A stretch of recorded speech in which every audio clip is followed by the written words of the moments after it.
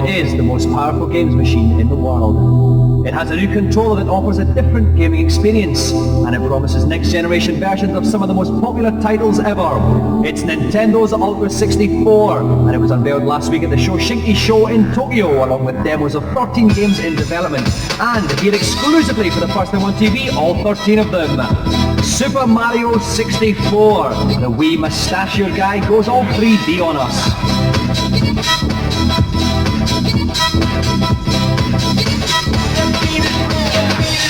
Super Mario Kart R, the top Super NES game, now goes 4-player mental. Don't know what the R stands for though. Kirby Ball at 64, he's still fat, he still looks like a balloon, but now he's all 3D texture map polygons. Wave Race 64 looking suspiciously like Wipeout.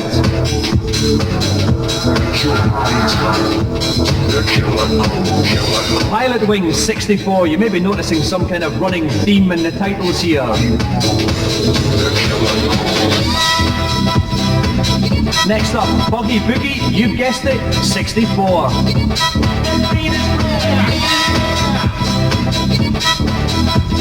And amazingly, a game that doesn't have 64 in the title, Blast Dozer, Top Mechanical Buggy Action Ahoy.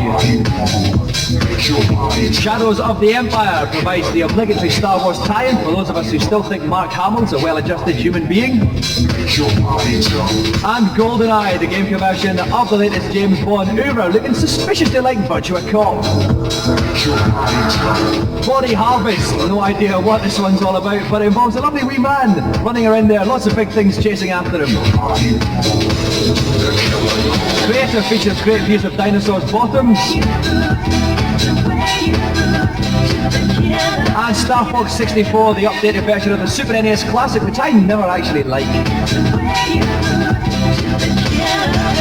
Finally, the Ultra 64 version of possibly the greatest game ever, The Legend of Zelda, once again, 64.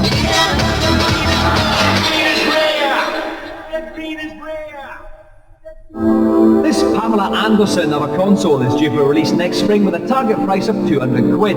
4 controller ports come as standard on the machine, but perhaps the most interesting aspect of the hardware is the controller itself. An obvious innovation is the central 3D stick, which allows precision 360-degree movement. It also controls the speed of the character, both essential tools for negotiating the next generation of 3D games. And because it's all 3D, different views can be chosen by pressing any of the 4 yellow buttons. The controller is covered in fire buttons as well, cheeky left ones, cheeky right ones, and downright saucy underneath ones. With gameplay as complex as this, it's no surprise the controller also features a memory card, which enables you to save game positions and customise controller settings. Little wonder then that much of the excitement surrounding the machine quite literally comes from the gaming possibilities offered by it. However, the excitement of seeing the machine for the first time was tempered by the fact there was only 2 demos that punters could actually play. Kirby Ball looked pretty ropey, but even though it was only 50% complete, Super Mario 64 showed all the hallmarks of being an instant classic. The opening screen gives some idea of what's in store, featuring a fully rendered Mario head that players can manipulate in real time.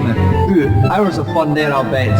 Games journalist Gus Swan was one of the lucky few to have a go. Mario 64 is quite a departure from Mario games in terms of gameplay, just by the virtue of it being in 3D, but it's not so different that you won't recognise the style and movement and the type of actions you'd expect it to perform.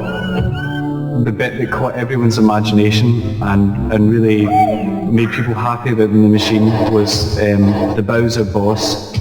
Just the speed of the graphics and the ingenuity of the effect was really quite different to what we've seen before in a platform game. And one of its most striking graphical effects is the ability to take objects, polygon objects, close to the player without them becoming pixelated and blocky, as many players will be familiar with on other platforms. The stage we saw at the game was said to be 50% complete, and that perhaps explained why the levels were more sparse, and there wasn't any levels where you were panicked with the amount of enemies or terrible jumps that you had to overcome. The size of the game may be up to 150 stages, and from what we've played of them already, it looks as if it's going to be extremely playable, with lots of hidden features as you progress, so I don't have any doubts it'll be a great game. So, after a year of leaving the next generation field open to Sony and Sega, the biggest video games company in the world is poised for a truly formidable comeback.